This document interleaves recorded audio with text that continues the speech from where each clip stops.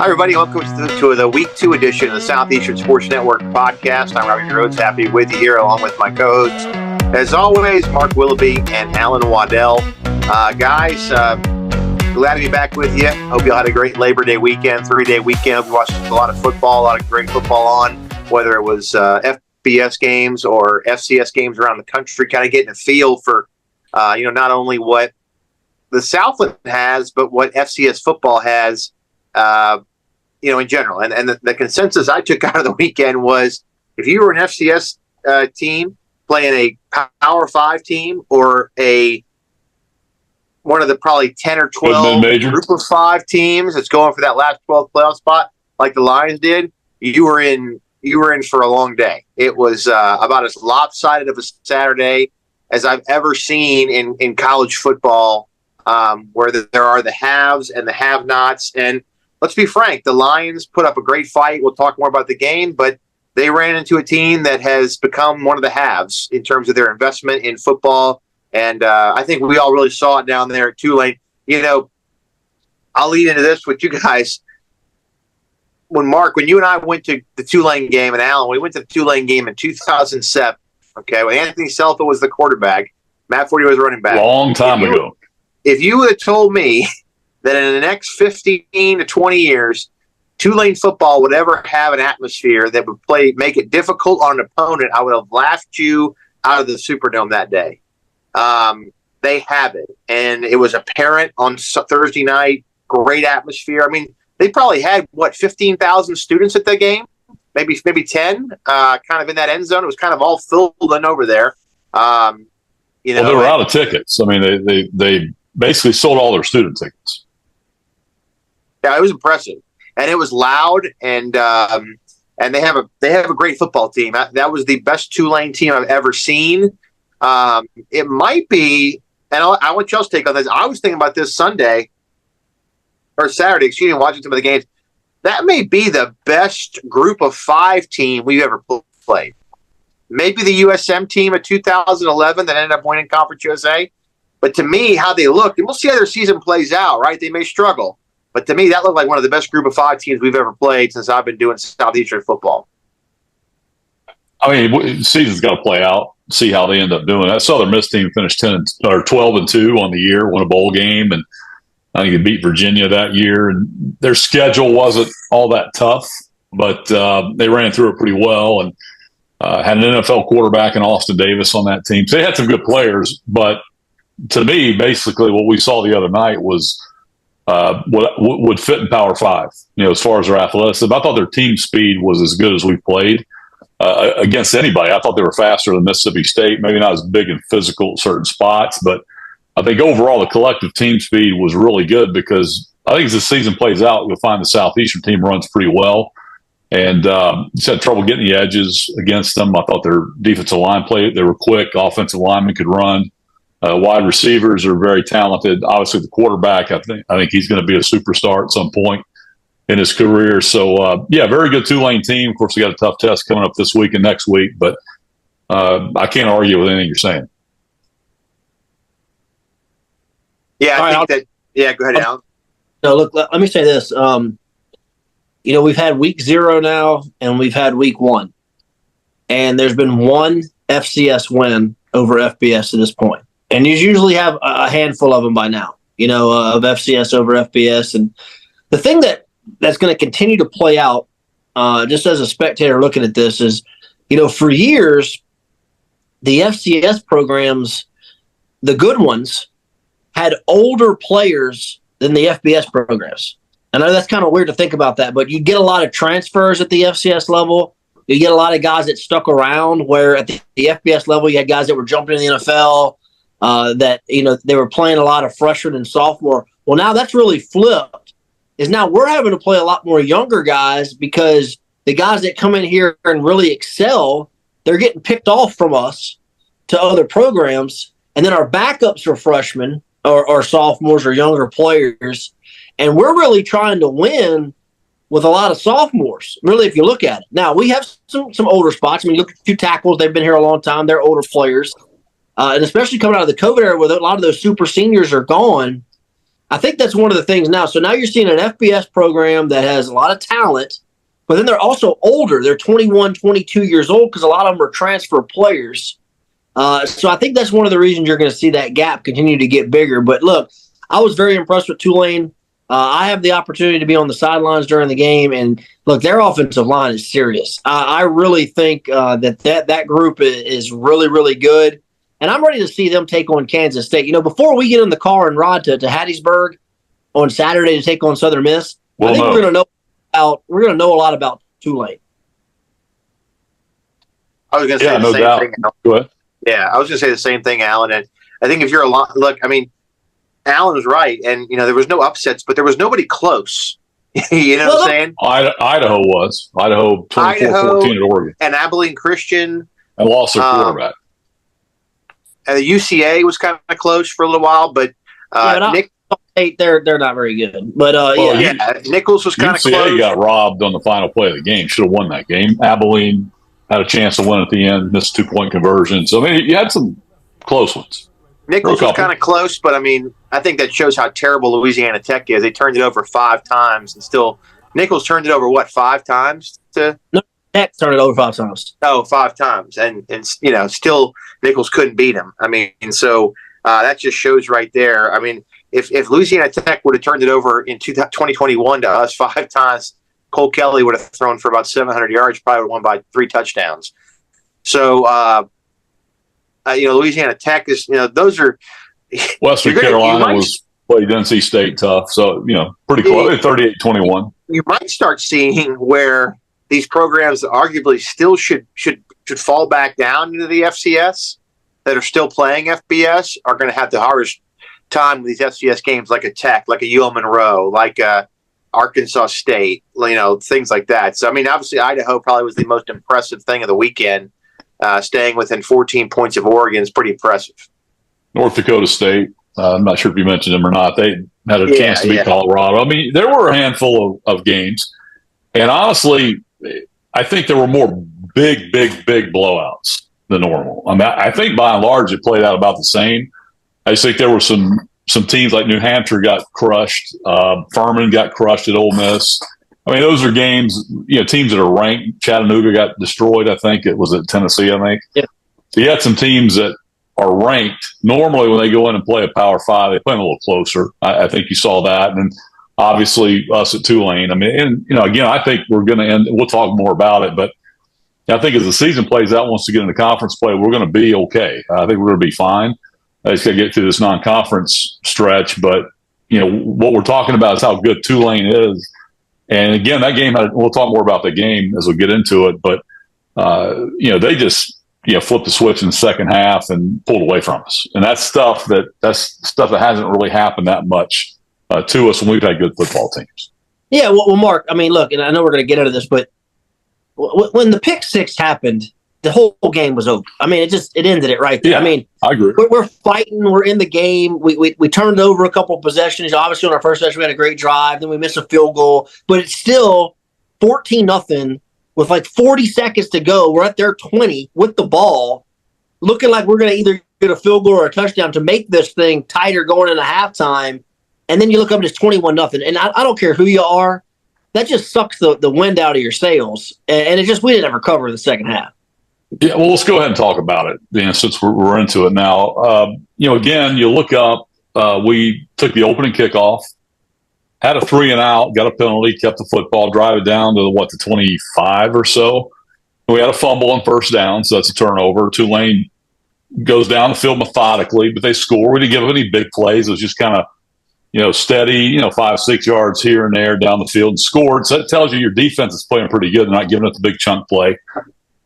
Eat up pretty much a lot of the first quarter, get the football back, drive it right back down the field. Of course, had a penalty, start on their 35. We get down to the 6 pretty quickly. First down, we get a sack. So now we're, behind the chains, first and goal from the 15 or so. I think we run on second down. Then we had a penalty on a illegal hands to the face on a near touchdown in the end zone, and end up having to flip the field on the other side at the end of the quarter and hook a field goal. So that's 3 points. But basically 3 to 6 to maybe 10 points that you didn't get in your first two out of your first 3 drives. And, of course, you drive right before the half and you get down inside their 20. And then on first down, we throw or second down, we throw an interception in the end zone. And honestly, I know Eli wishes he had that play back. They were in man coverage, loose man coverage, a little slant and go. And he gets that ball in the back corner of the end zone. It's going to be a jump ball. He's got a chance for a touchdown. He underthrows it. Gets intercepted. And anytime that happens, it's pretty much a pick six. And, and as you said, Alan, it's 21-0 at that point. And I don't want to say you tap out, but you go in the locker room dejected, and you come out in the second half. They get the football first. They kind of march it down the field and score. You go up 28-0. Now you're Frank Selfo. What do? Are you playing your starters the whole time? Are you trying to rally to get back in it, or you say, look, we're realistic. We're going to play everybody, call off the dogs, and then the game gets out of hand. So that's kind of what happened. Well, let's take a couple of points out of the game, though. Look, when you look at the score, it's 52-0. Like, man, Lions got steamrolled. But you just mentioned a lot of good things we did in the first half. Didn't finish those drives. It's obviously something that's got to be cleaned up. And when you have turnovers, you got to give them credit too. They forced those turnovers, and they're good. They stripped Harlan Dixon. It looked like he had an alley, kind of got the ball loose, and they were able to pull it out from him. And he didn't play much, the rest of the game. So I think Coach Selfo was certainly sending a message there to Harlan. But let's talk about some positives. Look, I thought Antonio Martin, we've been talking about him, Mark, through camp. I thought he was outstanding. Averaged over 5 yards a carry in the game, 5.2 yards per carry. He actually outrushed their guy, who was, coming to the game was supposed to be, Mr. Everything for them. And they had a great offensive line. I thought we did a pretty good job against him, with them running the football.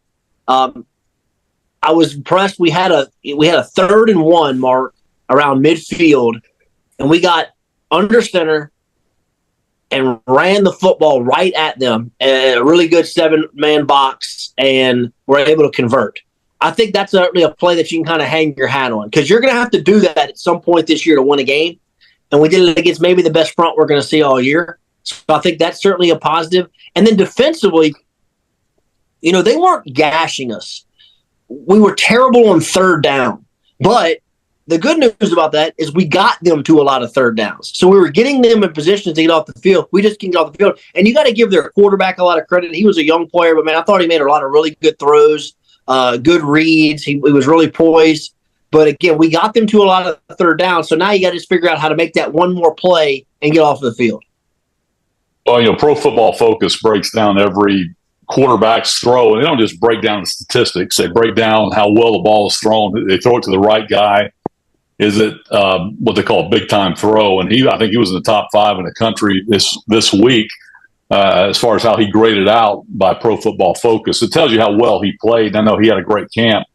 But you talked about it, Alan. We had, 5 or 6 third down opportunities in that first half. And really the first one, you talk about another backbreaker. Their first third down conversion was a 3rd and 8 on their opening drive. Kadrain Callaghan has some pretty tight coverage, closes on Mario Williams, strips the ball, kind of jars it loose. The ball comes out when he hits the ground. It should have been an incomplete pass. They let it stand, and would have been an incomplete pass. They would have punted instead of getting that first down to go on and score. So that's another opportunity there. We could have gotten off the field. That didn't happen. But, again, there's a lot of things to take out of this offensive line. I thought played well. If you grade them out, they weren't like just overpowering us up front. We were moving them off the line of scrimmage. We were getting to the second level. I thought Corin Boudreaux played really well. I know he was the lineman of the week this week by the coaching staff, and he played well. The tackles played well. Zero, Patrick Jenkins was not really much of a factor. As a matter of fact, their big 3 guys coming in had all the TFLs last year. None of them were a factor in this football game. So I thought our offensive line did a good job. Our receivers caught the football.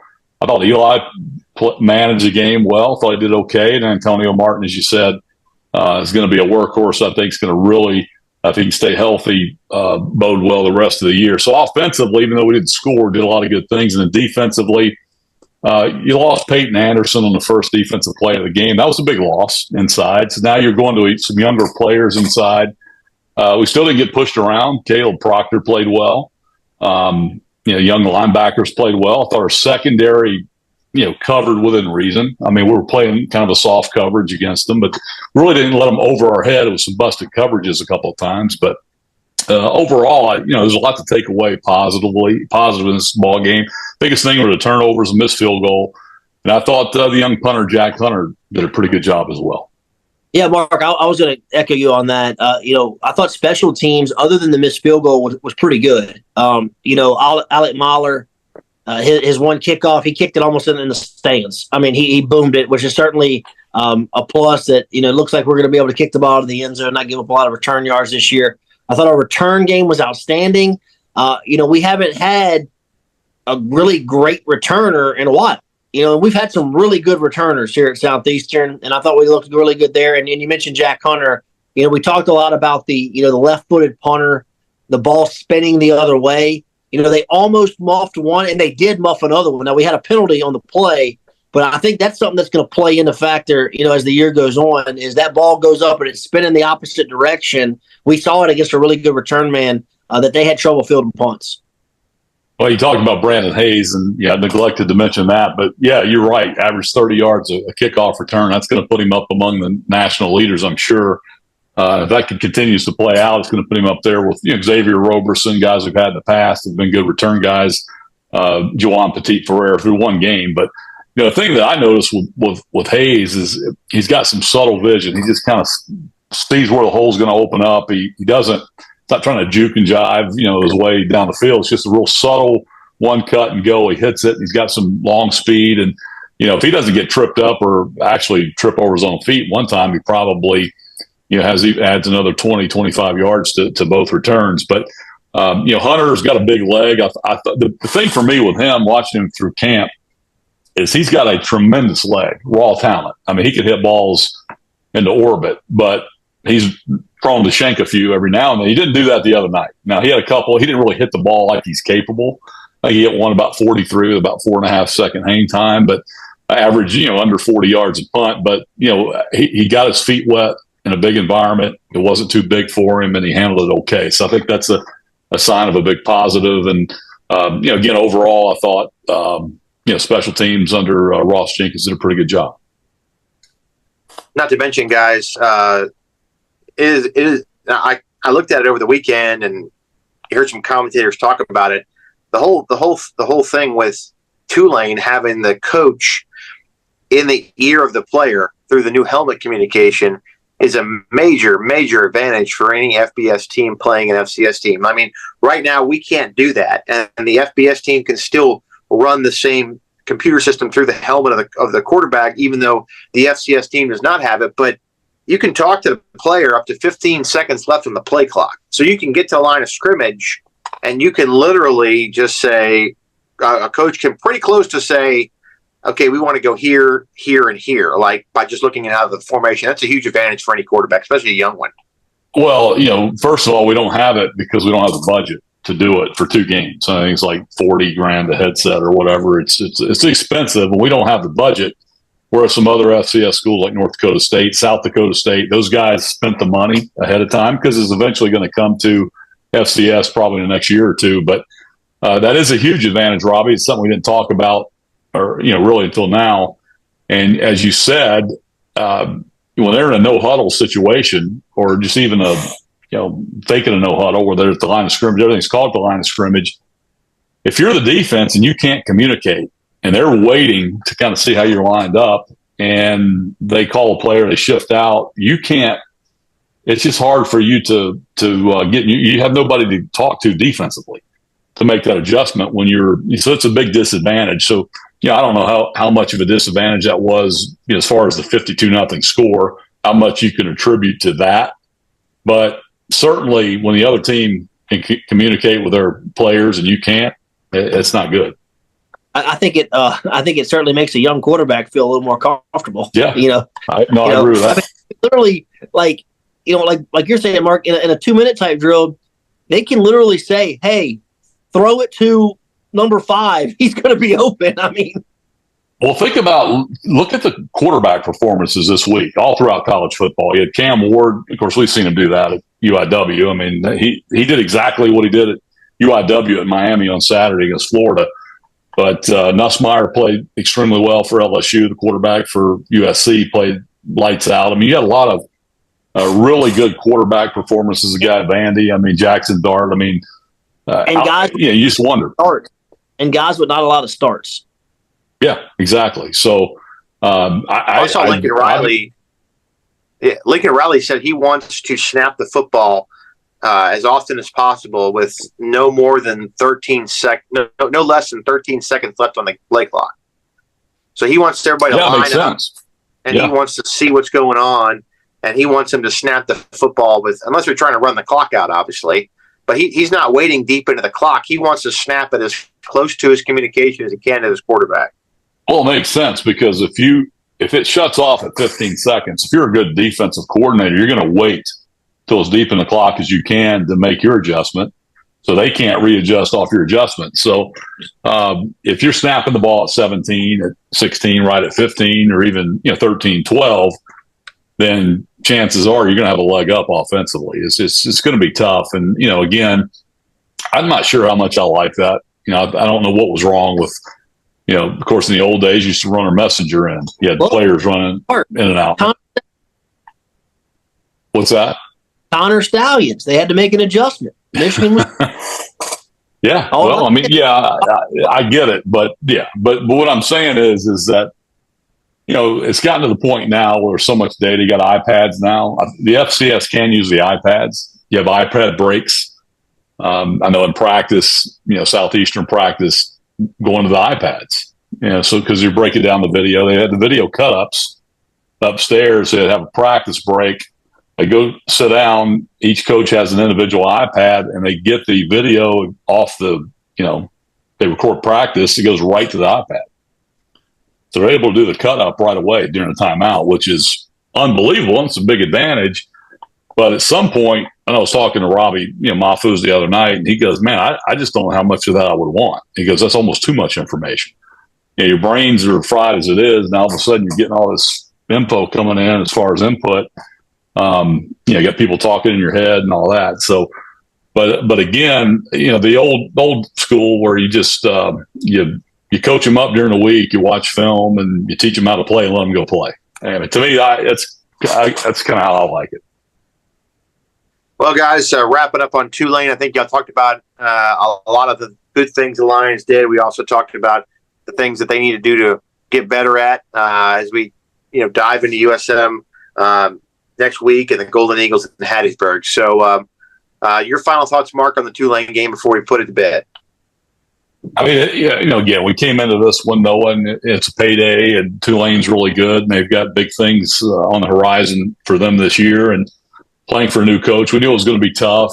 We were hoping it wouldn't be 52-0, but it's not a shocker in terms of they're very good. And again, you got to the point we played well in the first half.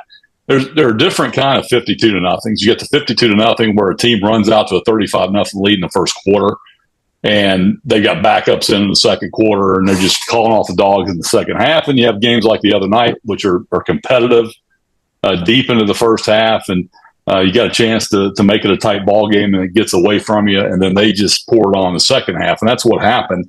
Now, that happened last year against Mississippi State, happened a little bit at South Alabama.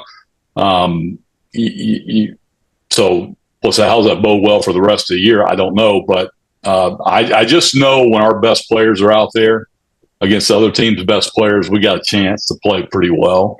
And again, we just got to fight through this non-conference. Again, we got one coming up this week with Southern Miss, but you cash a check, you move on, and try to get better this week. Alan? As a wise man on lineupfans.com, Royal Lions said, get on the bus, play the game, get the check, cash the check, and move on. Because, listen, we were at a disadvantage when this game started. Yeah.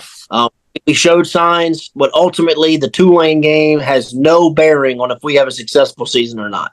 It doesn't, and it doesn't do any good to – you got beat 52-0. I mean, yeah, we got beat 52-0. I mean, it's not good. You okay, Robbie? Hey, listen, I want to go back to this real quick too.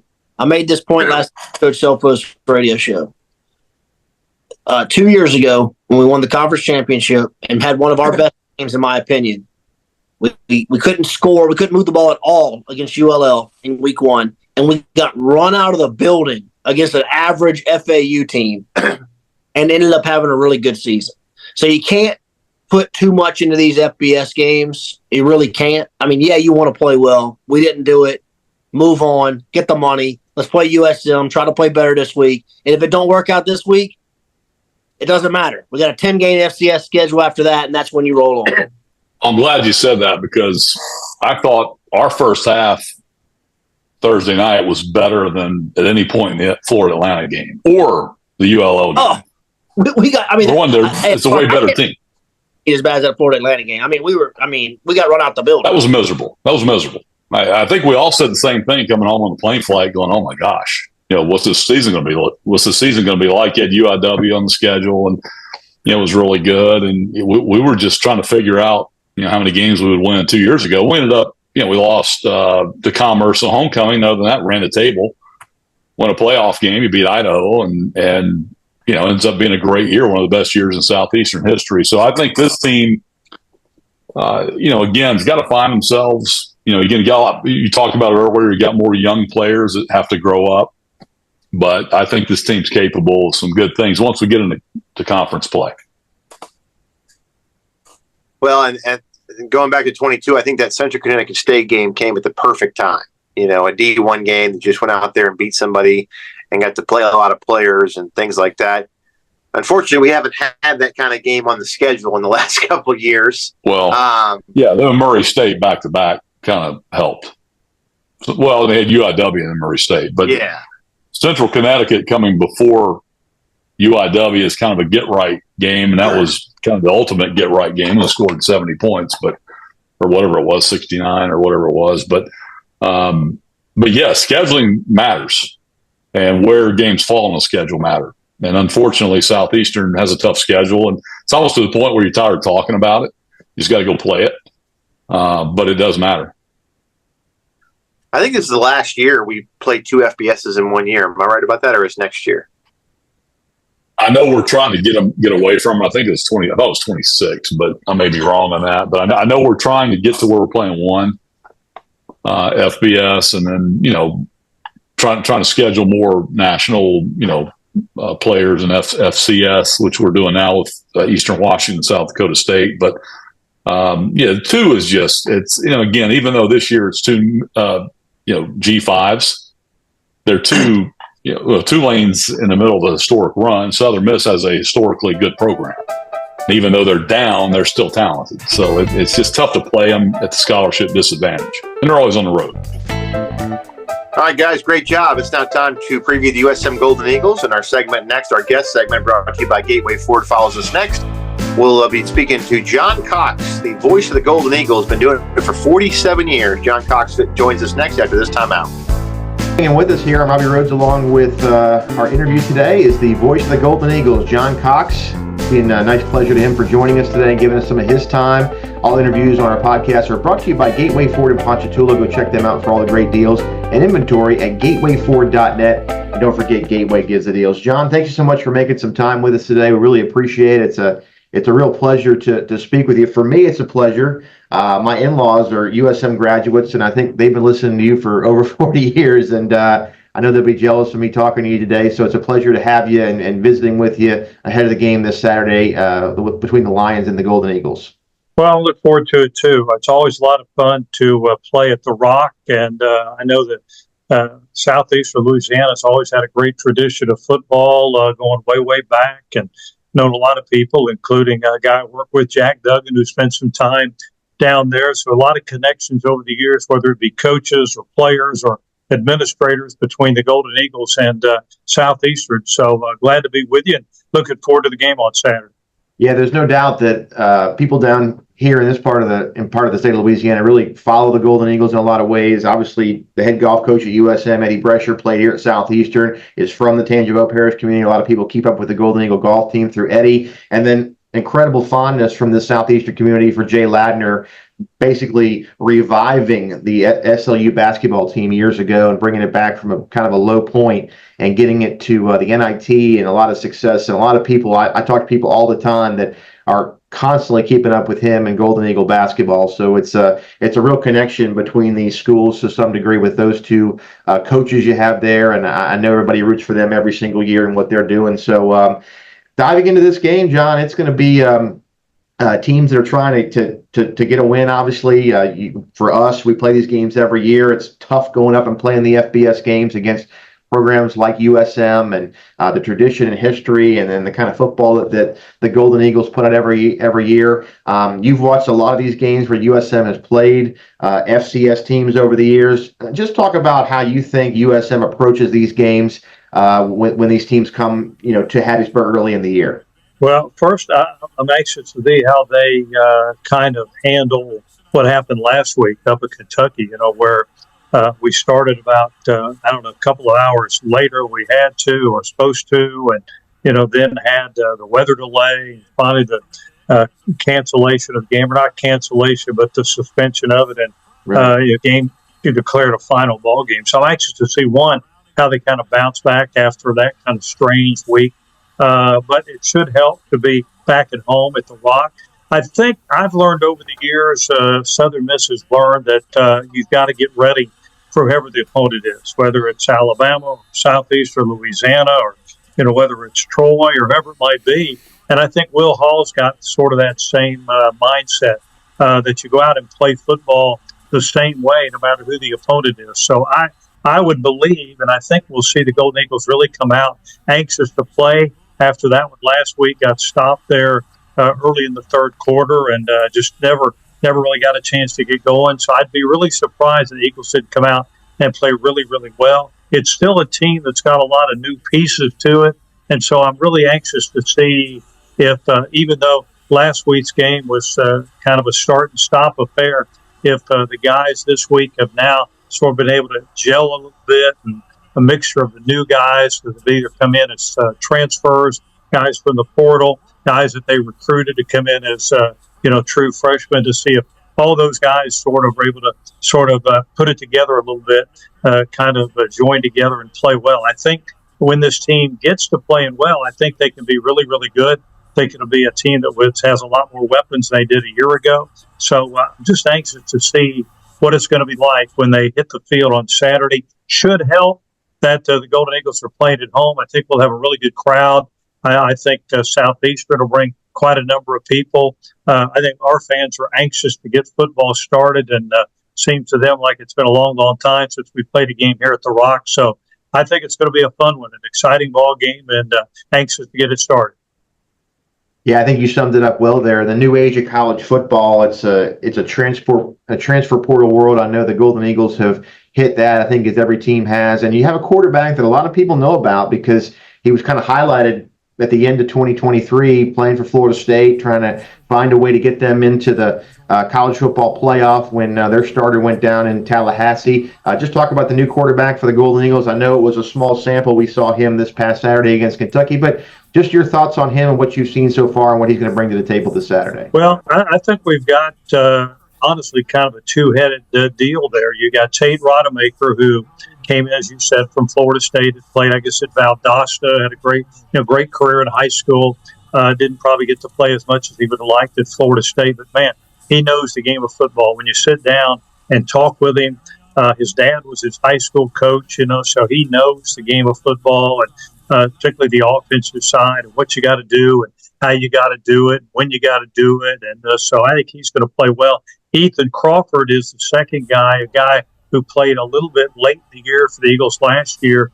He is more of a running quarterback, yet he can throw the ball too with the best of them. So I think it's a good situation.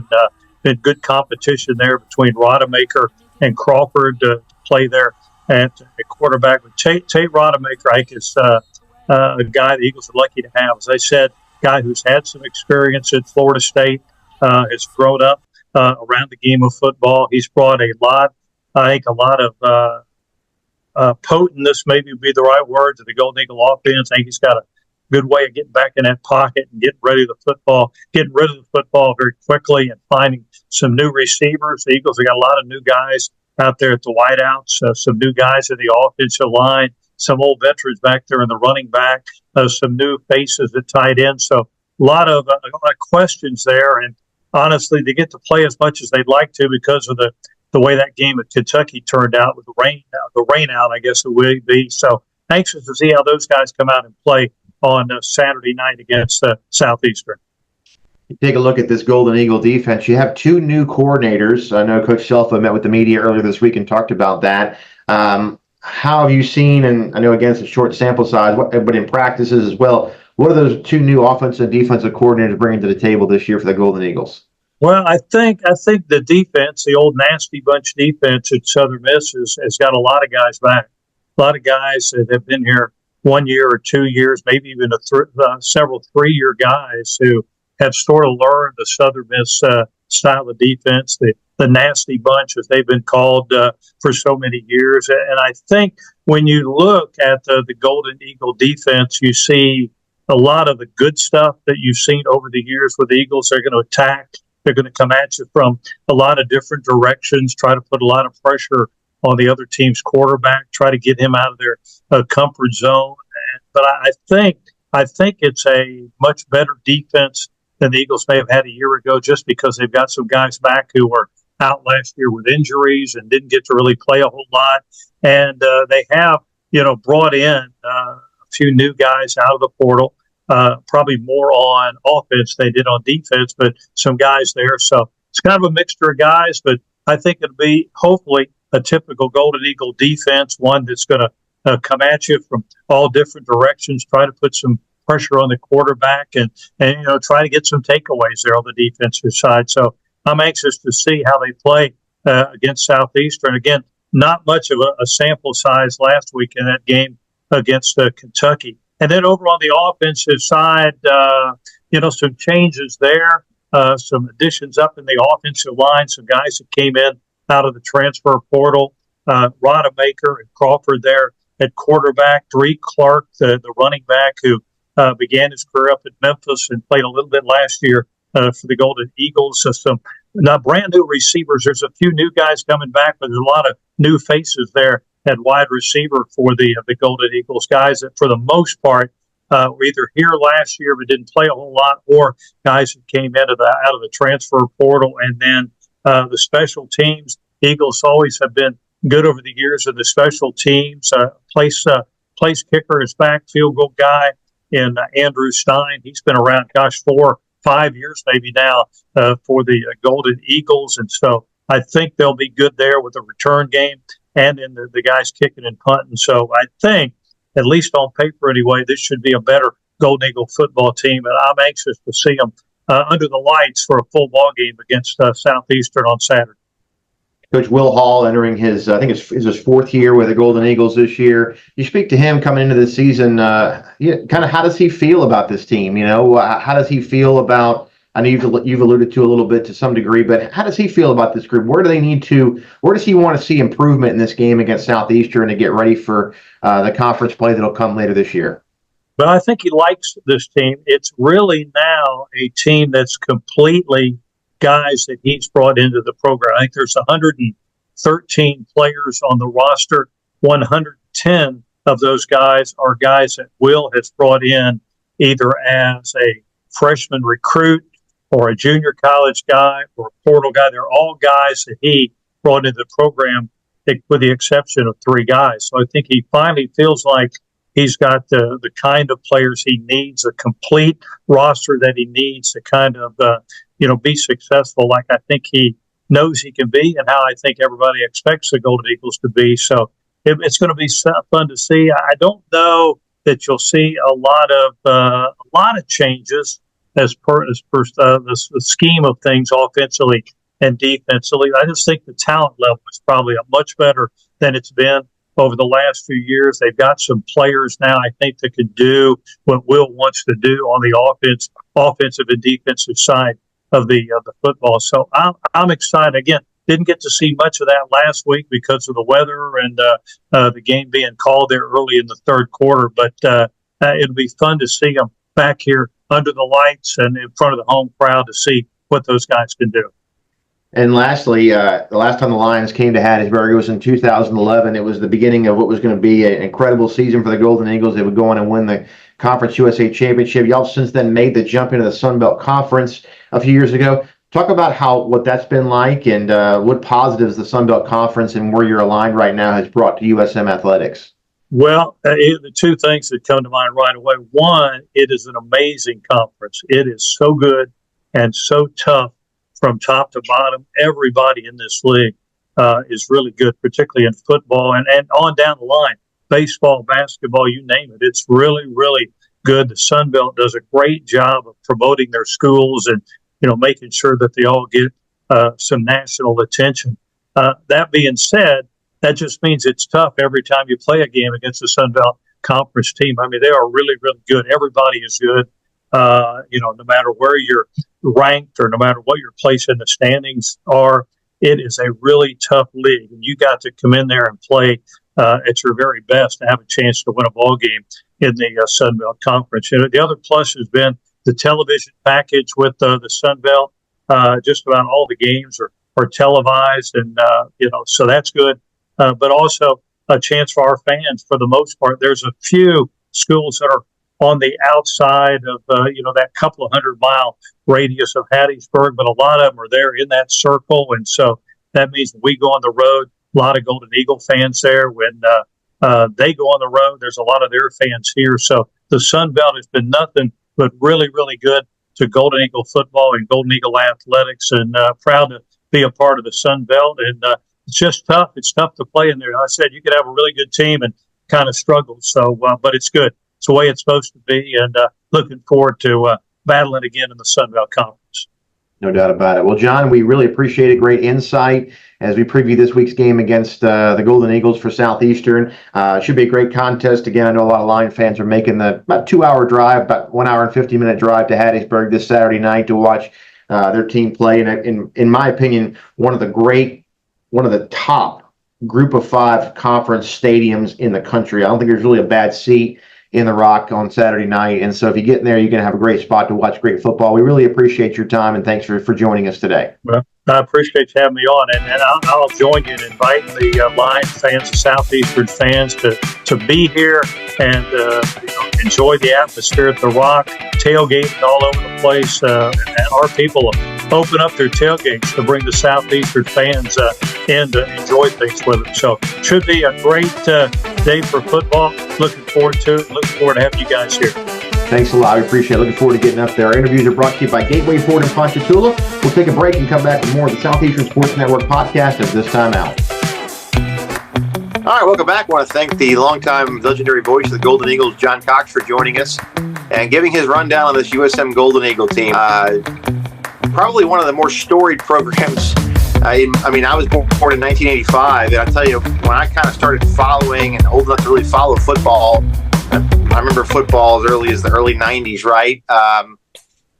USM was about as good as it gets in non-SEC football.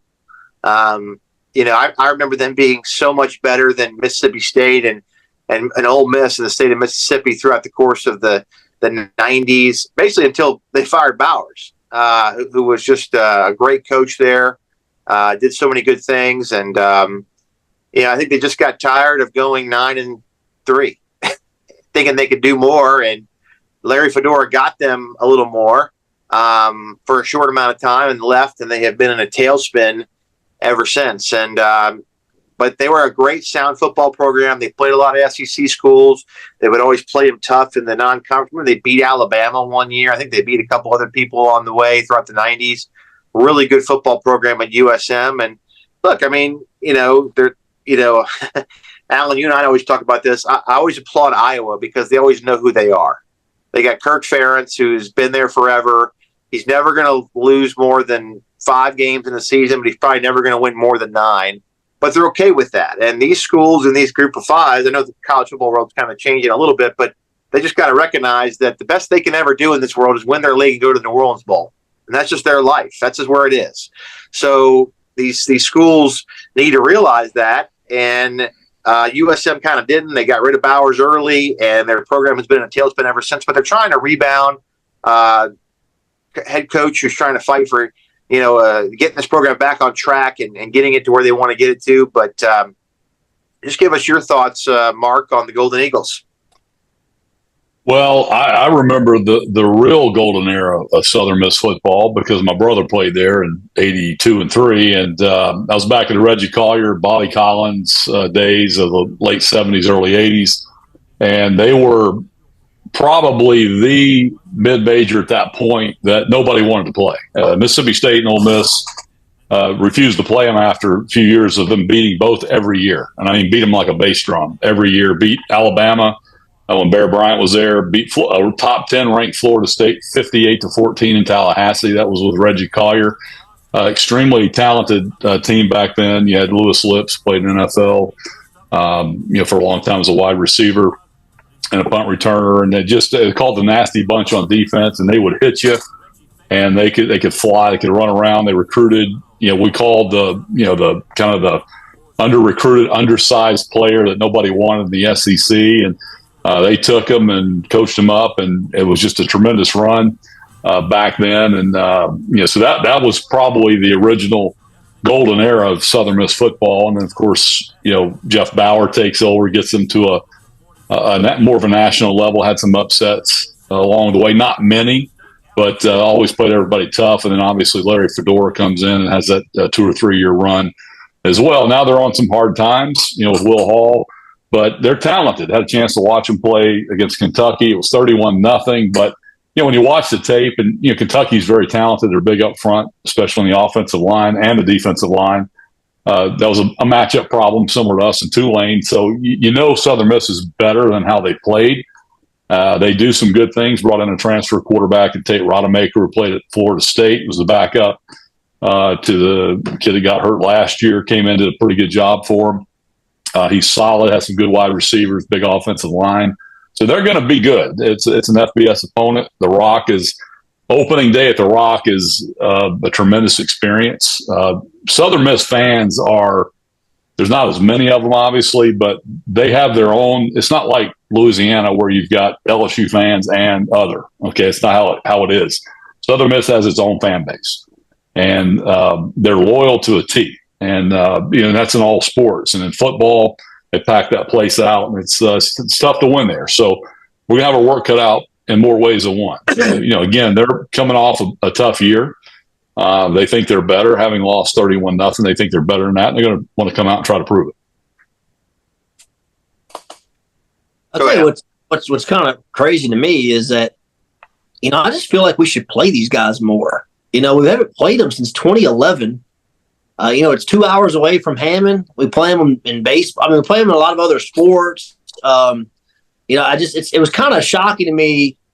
And, now that I think about it, it certainly makes sense. But I was like, when I was looking at the game notes, I was like, man, we haven't played there since 2011. And I always think about that game, guys. That was the night Nathan Stanley pushed their guy in the end zone with no time left in the first half as they were running back a pick six. Yeah, look. Excited to go down there and play. It's certainly, I think the Rock is a really, really cool mid-major football program. And interesting story.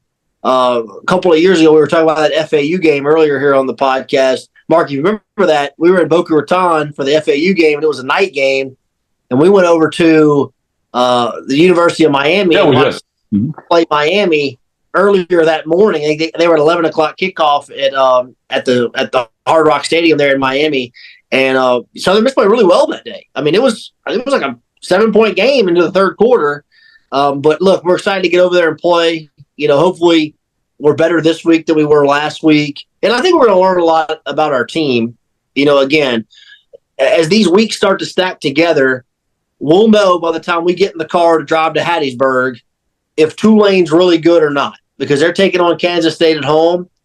And then we'll get to see how we stack up against another program that just struggled against Kentucky. And, it was really a weird game. It was in a long delay. Then they only played like 2.5 quarters because it went into another long delay with 9 minutes to play in the third quarter. So you didn't get a ton of snaps on them. They got some new coaching staff. But looking forward to it. I know Rodemaker, their quarterback's a big guy, close to 6'5", 200 pounds. He played a lot when Jordan Travis went down last year at the end of the year for Florida State. Certainly was in the news a lot, but he wanted a fresh start and an opportunity to play. Probably a good decision to get out of Florida State the way they played the first couple of weeks, but he's getting an opportunity to play. And like Mark said, they had such a weird first game against Kentucky. They're going to be fired up, ready to go, and want to put their best performance on the field on Saturday. Yeah, I think you're getting two teams that are better than what their outcomes were this past weekend. I think we're better than 52-0 against Tulane. They're better than 31-0 at Kentucky, and a lot to prove to each fan base. I know Southern Miss fans are impatient. I know some of our fans are impatient, especially coming off last year, and want to see an improvement. I know, folks are looking at this game and seeing the Southern Miss team that's down, thinking, "Hey, is this the time we can go in and steal an FBS win?" It's been since 1981 that we've won an up game against the then 1A opponent in UL Lafayette. But so it's been a long time. Certainly haven't won one since we brought football back. And, so it's a chance to go in and make amends. But, again, they're going to be a good team. And a lot of transfers on the offensive line. They've got good running back and Drake Clark. Dennis Jackson's a transfer in from Power 5 school, and then you've got Ty Mims, very good wide receiver. So they have some players on offense, some playmakers, and a defense. They're big up front on the defensive line. They run in the secondary, so it's going to be another tough ball game. Mark, isn't it interesting? I remember last year we were in the car, and you made a comment. We were listening to a game on the radio, and every player that was named would be such and such, transfer from such and such. Yeah, transfer. Yeah, it's all about the transfers. Yeah. The world we're in right now is everybody is such and such, transfer from such and such. I mean, it's so crazy what's going on in college football. Well, it's the high school recruit now is an endangered species. Think about it. I mean, there aren't that many. You just talked about it earlier. Ole Miss, they're going to go get transfers. They don't want to be old. I mean, young. Everybody wants to be old. In the past, your older players, we talked about this, the reason you had a chance against a Power 5. We could go into LSU and hang with them in 2018 with not one of our better teams was because those are all young guys. Because all their good players are going to the NFL. Well, now if you have a good player, you take a Bauer Sharp, Oklahoma brings him in. You take a good player at an FCS school or a G5, they're going to end up being that older player at a Power 5. That's going to be their older guys. Tulane went and got the defensive end from UL Monroe last year, and also a kid from Tennessee State that won the Buck Buchanan. So that's two plug-and-play defensive ends, makes them older up front. They go out and get a fifth-year senior center from Western Kentucky. Makes their offensive line one of the oldest offensive lines in the country. So that's kind of what we're in. It's the world we're in. And conversely, we were old during COVID because we had all those COVID holdbacks. We're getting some transfers in. Now, all of a sudden, we're not an old team anymore. We have some older guys, in the offensive line, but you look up and, somebody goes down, you put in a freshman, or a younger player that's only been here a year or two. So, hey, Mark, you bring up Bauer Sharp, just for our fans and they paying attention.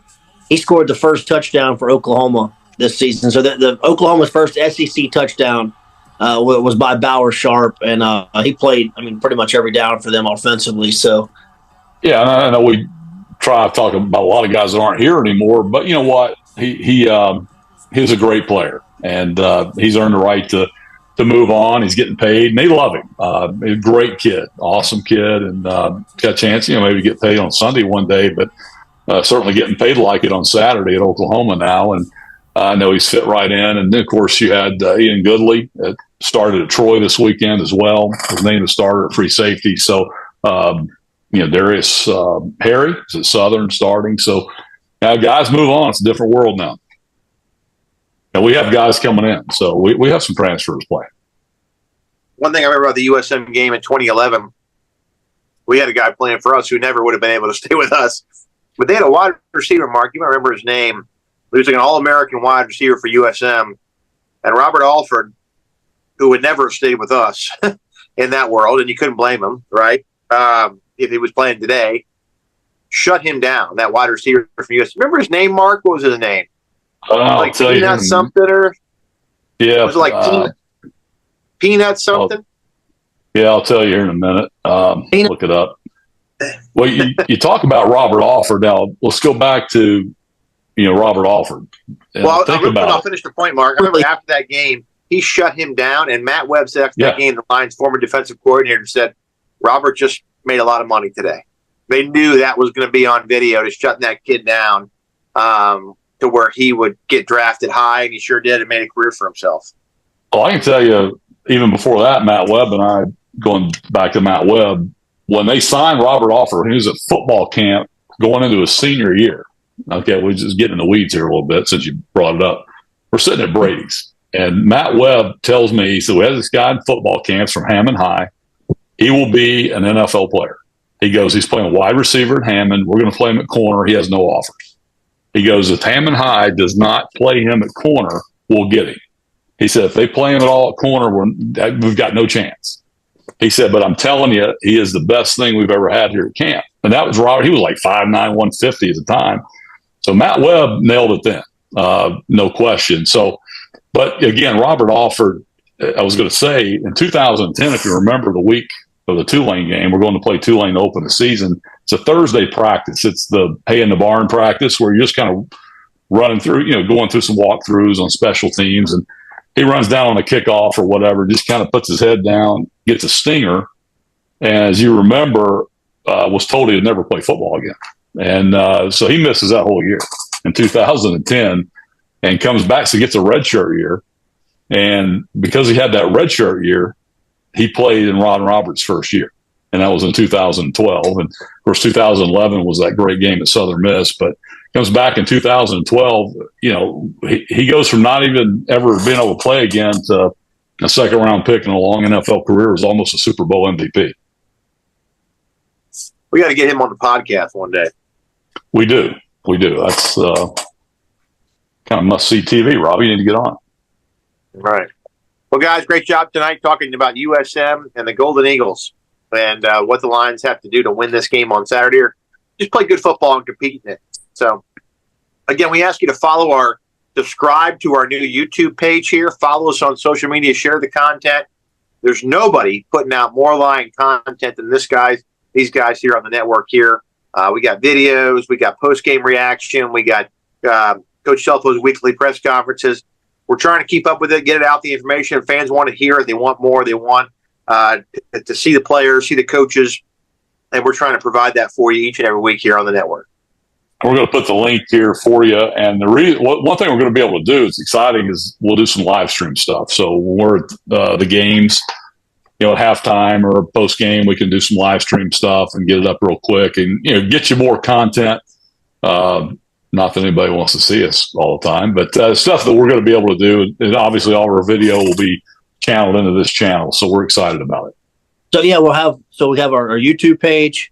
Follow us at Lion Up Network on Twitter. Like Robbie just mentioned, we always put out videos every week. And also check out lionupfans.com. That is our fan board that people can go on, and we do a lot of conversating there as well. So lionupfans.com, Lion Up Network on Twitter, and then obviously our YouTube channel. And that's really the best way to hear what's going on in Lion Nation. If you want to know what's going on, just check it out, because it gets hot and heavy in there sometimes, and sometimes it's a little cooler, but place to go talk Lion football, Lion basketball, baseball, anything Southeastern. Guys, good job. Talk to you next time. I want to thank John Cox for being our guest this week. Look forward to this week's game against USM. Should be a lot of fun. Thanks, guys. All right, guys, thanks a lot. We'll check you next time. Talking about the game against USM next week, and looking forward to Eastern Washington in week 3. All that and more to come. Thanks for watching the Southeast Sports Network podcast. Line up. Peace out.